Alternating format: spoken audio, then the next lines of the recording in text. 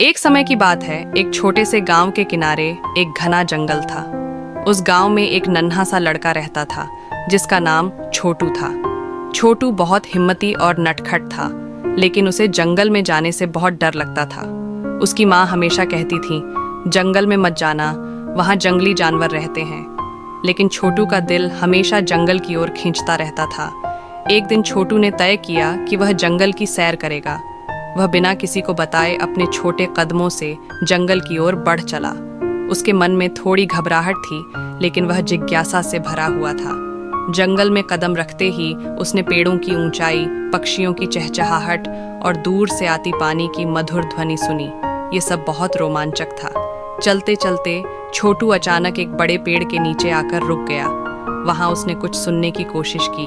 उसे पत्तों की सरसराहट सुनाई दी, जैसे कोई धीरे धीरे उसकी ओर बढ़ रहा हो। छोटू ने डरते हुए पीछे मुड़कर देखा और उसकी आंखें बड़ी हो गईं। उसके सामने एक बड़ा खतरनाक दिखने वाला बाघ खड़ा था।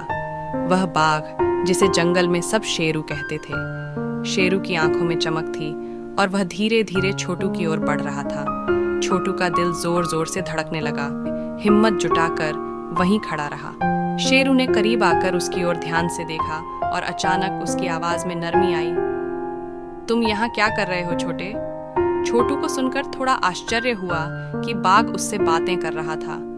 उसने कांपते हुए जवाब दिया, मैं जंगल की सैर करने आया हूँ। मुझे नहीं पता था कि यहाँ बाघ भी रहते हैं। शेरू हंस पड़ा।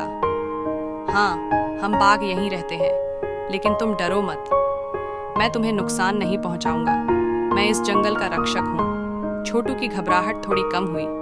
उसने धीरे धीरे शेरू से बातचीत शुरू की और उसे बताया कि वह जंगल की चीजों को देखना चाहता था। शेरू ने उसे जंगल की सैर कराने का वादा किया। चलो, मैं तुम्हें जंगल के कुछ खास हिस्से दिखाता हूँ, शेरू ने कहा। छोटू ने उसके बड़े पैरों के पीछे चलते हुए महसूस किया कि वह अब डर नहीं रहा था। शेरू ने छोटू को नदी के किनारे ले जाकर दिखाया, जहां हिरण पानी पी रहे थे। फिर वह उसे घने पेड़ों के बीच ले गया, जहां चिड़ियाओं अपना घोंसला बना रही थीं। यहाँ का हर जीव अपनी जगह में खुश है, शेरू ने कहा, और हम सभी मिलकर इस जंगल को सुरक्षित रखते हैं। छोटू को जंगल बहुत सुंदर और शांत लगा। उसे एहसास हुआ कि जंगल में जानवर भी अपनी अपनी जगह में सुरक्षित और खुश रहते हैं, अगर उन्हें छेड़ा न जाए। थोड़ी देर बाद छोटू और शेरू एक बड़ी चट्टान के पास जाकर बैठ गए। शेरू ने छोटू को बताया कि वह इस जंगल का राजा है, लेकिन उसे अपनी जिम्मेदारियां निभानी पड़ती हैं। मैं यहाँ के छोटे जानवरों की रक्षा करता हूँ और सुनिश्चित करता हूँ कि सभी शांति से रहें, लेकिन इंसान अक्सर जंगल में आकर चीजों को बिगाड़ देते हैं। छोटू ने शर्माते हुए कहा, मैं समझ गया, इंसानों को जंगल का सम्मान करना चाहिए। शाम हो चुकी थी और छोटू को घर लौटने का वक्त आ गया था। शेरू ने उसे जंगल के किनारे तक छोड़ा।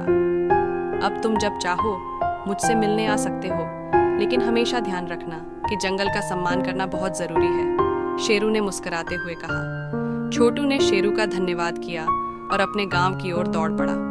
जब वह घर पहुंचा तो उसकी माँ ने उसे देखते ही गले लगा लिया। तुम कहाँ थे? माँ ने चिंतित होकर पूछा।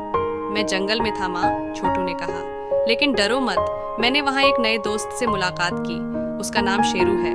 माँ ने हंसते हुए कहा, अरे बेटा, जंगल के जानवर हमारे दोस्त होते हैं, लेकिन हमें हमेशा उनकी जगह का सम्मान करना चाहिए। उस दिन के बाद छोटू ने जंगल की ओर हमेशा सम्मान और जिज्ञासा की नजर से देखा। उसने शेरू से जो सीखा वह हमेशा याद रखा।